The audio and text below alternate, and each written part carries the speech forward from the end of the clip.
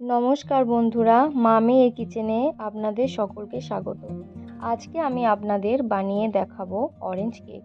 তার জন্য তো অবশ্যই লাগবে কমলা লেবু। এখন আমি কমলা লেবু থেকে রসটা বের করে নিলাম। এরপর একটা পাত্রে 1 কাপ ময়দা নিয়ে ছাঁকনির সাহায্যে চেলে নিলাম।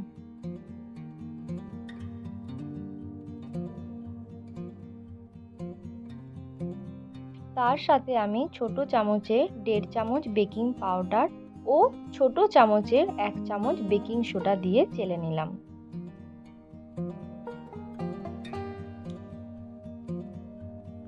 দেখুন কত নোংরা বের হয়েছে, আপনারাও এভাবে একবার চেলে নেবেন। এরপর আমি কেক করার জন্য ব্যাটারটা রেডি করব।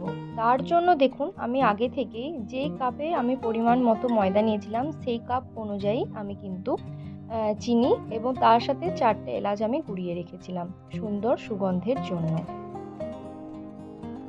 আমি চিনিটা কিন্তু এর মধ্যে দিয়ে দিলাম।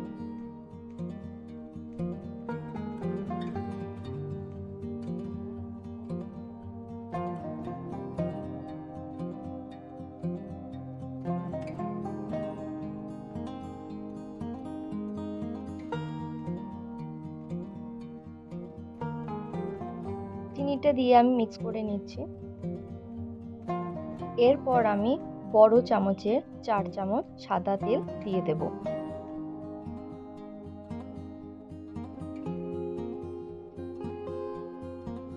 এখন আমি সাদা তেলটা দিয়ে ভালোভাবে মিক্স করে নেব।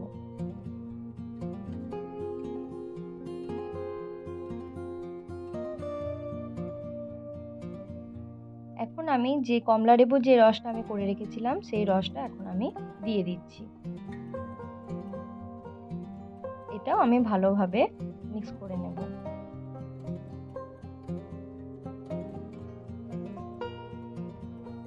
তারপর আমি ছোট চামচে সিকি ভাগ একটু ফুড কালার দিয়ে দিলাম।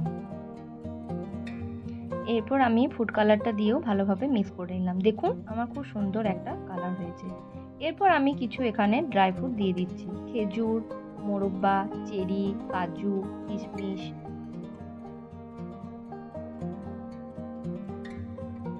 এভাবে সব কিছু দিয়ে ভালোভাবে ব্যাটারটা তৈরি করে নিচ্ছি।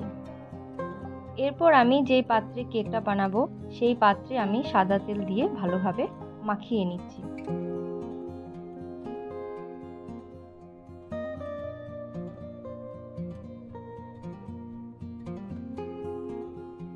এরপর আমি সেই পাত্রেরই মাপ করে একটা কাগজ আমি পাত্রে বসিয়ে দিলাম।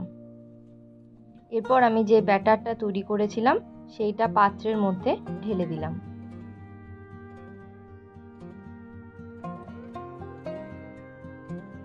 এদিকে দেখুন আমার কড়াইও কিন্তু গরম হয়ে গেছে।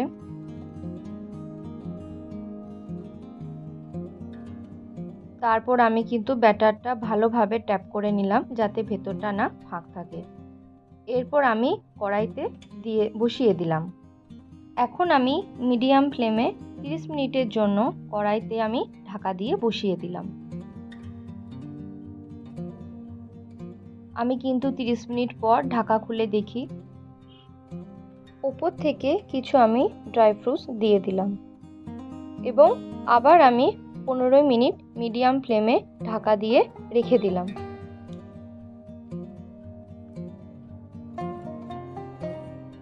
পনেরো মিনিট পর আমি একটা স্টিকের মাধ্যমে দেখে নিলাম ভেতরটা কাঁচা আছে কিনা।